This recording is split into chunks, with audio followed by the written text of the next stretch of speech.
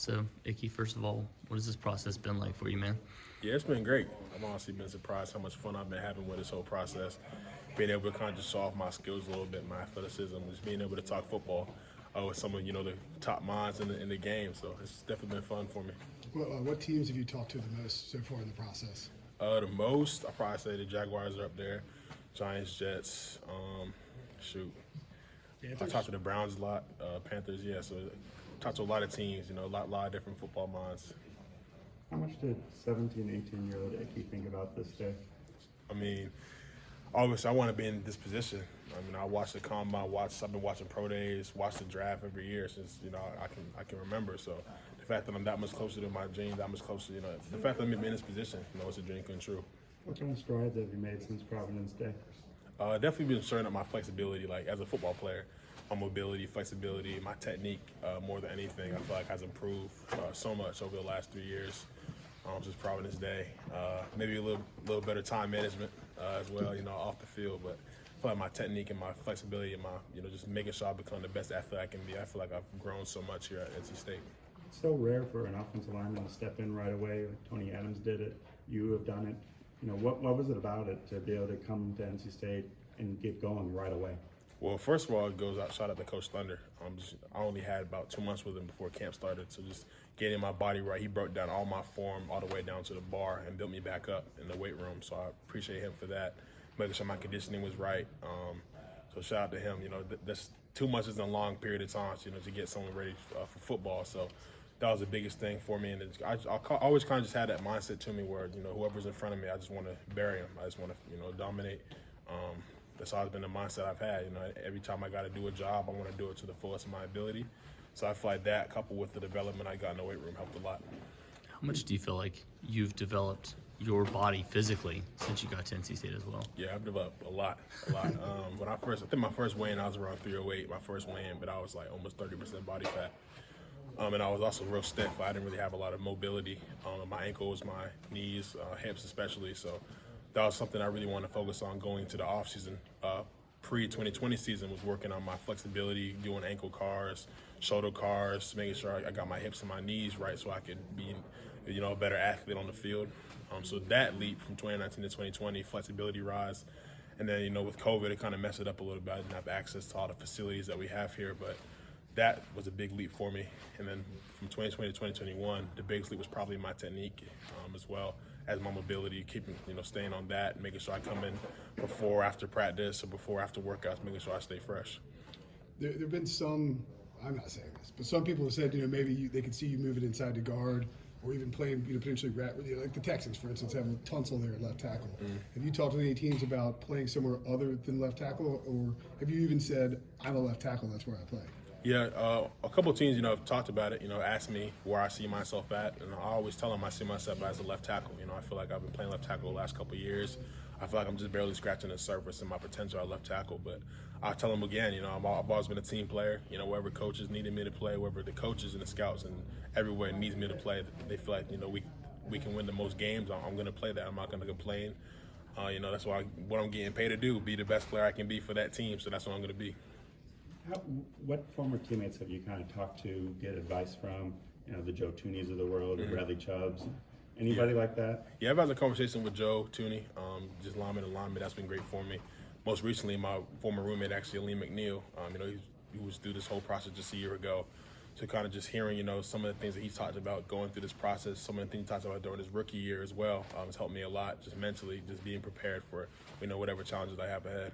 What is the role that your family has played? It sounds like you got an eclectic group. I know your fraternal twin brother obviously went to Notre Dame for football, but what's that been like for you? Yeah, it's been great. I've always had a lot of support from my family. We're all very passionate about different things. Me and my brother is football. My older sister is medicine, medical school. My older brother is being an animator, graphic design, things like that. Very artistic. So we all have our passions in the family, and we're always, free to pursue our passions as long as the grades are good. That was always the only stipulation, was that we had good grades. And so having that support, since I was such a kid, having my family be able to see me grow up in the sport, it's meant a lot to me. What was it like experiencing and it happened during the season and then a lot, in this process too, like seeing your name move from maybe late first round all the way to the top 5 in these mock drafts. Is it difficult to kind of to keep blinders on, or do you actually do you read those? Well, honestly, the whole season I didn't read a single mock draft. Okay. I mean, first of all, there was just so much insecurity. I guess we weren't even sure what the draft order was going to be, and they had me mocked somewhere. So like I was just put that to the side. Put all my energy into playing. My 2021 season. That's what my mindset was. But post draft, I try not to think too much about it, because at the end of the day, a lot can change. Even on draft day, we have trades, everything going on. So as long as I put the work in and focus on being the best player, the smartest player I can be, the most physically, gifted player I can be, I feel like a lot of good things will happen for me. Does the idea of going number 1 overall matter to you? Is that something that you would, it would be a big deal if it happened? Legacy-wise, history-wise, I know I've only had, I think, maybe 2, I believe, at NC State first overall picks. So just having that. And Mario. Yeah, Mario. So the fact that I'd be in that NC State history book, for that reason, would mean the world to me. That mean a lot to me. But at this point, I'm really just ready to be on a team. Just get ready to play some football. That's really my main focus right now. Did you have any thought at all about coming back? Because so many of these guys did come back, and I think the fan base generally was like, he's not going to, nor should he. And I'm just curious if you had any internal debate about it. Yeah, something that I came into state really wanted to do was leave a mark at NC State, leave a legacy here. I wanted the Ekwonu name to have a lot of meaning. I have a lot of weight here at NC State. So that was really the main thing that was kind of would have held me back, was making sure that I really left my mark on the program. And I feel like, I've done that. So that was really the main thing that I was thinking of when it was time to make my decision, was that I do enough to really make sure that the Ekwonu name holds weight here. Yeah, along those lines with the legacy, I've talked to guys like David Sanders and Jordan Schiff, the next group of guys. They all look up to you. What is it like being a role model for the next generation of players at NC State and at Providence Day? Yeah, it's great. And I remember when I was in high school having role models I looked up to, the biggest one being my former left tackle, Eric Cal. He went on to play at Navy. So the fact that I'm in that position, just 3 short years later, it's a little, crazy to me a little bit, but I just try and be the best role model I can, to those guys. Got to always shout out Providence Day School, that's my home, so I got to always make sure that those guys are always good, and I know David, Jordan, they're going to be great. I can already feel it. You like to? I'm sorry. Any advice for the McKays and the Bryson Spees of the world? I mean, shit. I didn't say shit, but I mean, they tease me things. They tease me things. Spees, McKay, we always kind of just bounce technique off each other. We're always talking in the offensive line room. That's one of the reasons why I feel like, we've had success in that room, is because we all connect, we all gel really well, and we've never been shy to criticize each other and shy to get on each other when it's time to work. And so I feel like, if I had any advice, I guess just keep working. I mean, they all have the tools, all doing the things that they need to do. It's just timing. It's always, sometimes the timing isn't yours, and so. I'm really excited to see Speeds and Tim McKay, the whole offensive line, work this year. Iki, Ellis Williams, Charlotte Observer. First, it's nice to meet you. I got over here a little late, so apologies if you already answered this, but could you just explain your reasoning for not working out today? Not working out today? Yeah. Yeah, I worked out at the Combine. I did all the running and the drills there, position work. The only thing I didn't do at the Combine was bench, and so I feel like I wanted to kind of finish my whole assessment by finishing up and benching here.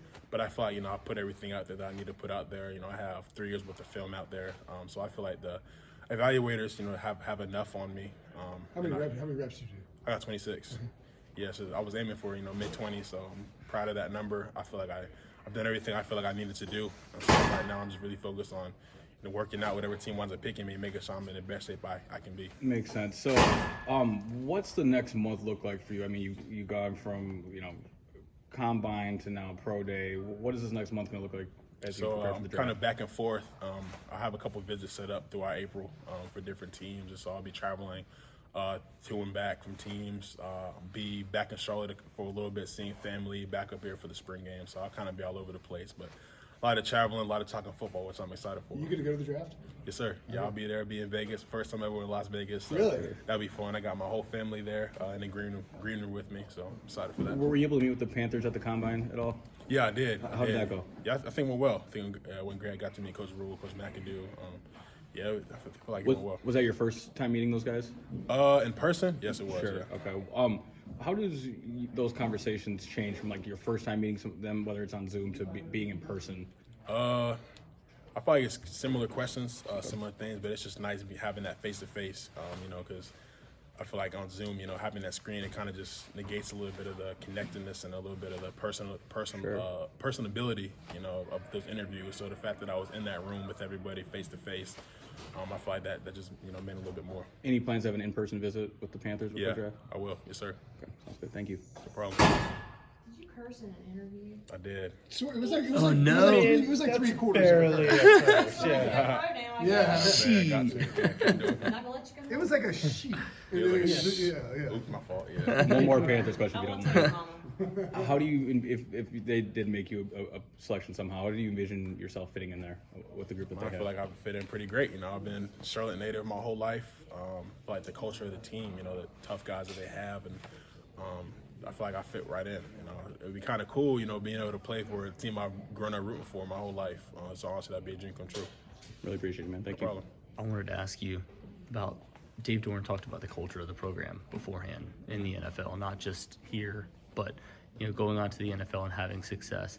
You know, for yourself, how do you feel like you'll be able to kind of sustain that? And what have you learned about that culture since you've, you know, now declared for the NFL draft? Yeah, the culture of NC State has always been, you know, hearts up together. That's always been our mantra, our motto, and I feel like that really holds weight. You know, always working hard, being the most physically, you know, dominant, physically and mentally strong team on the field at all times is something that we take a lot of pride in. And then togetherness, you know, always being a family. You know, I feel like that's something we've really grown. My whole 3 years here, we just grown more and more together, closer and closer. You know, everybody.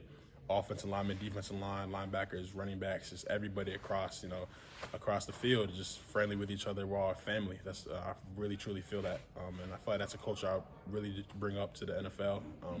Making sure I'm connected with my teammates. You know, I'm not just going into work. You know, I'm going to see my family every time I go into the facilities. So that's something that I'm very dear to my heart. The hearts up together.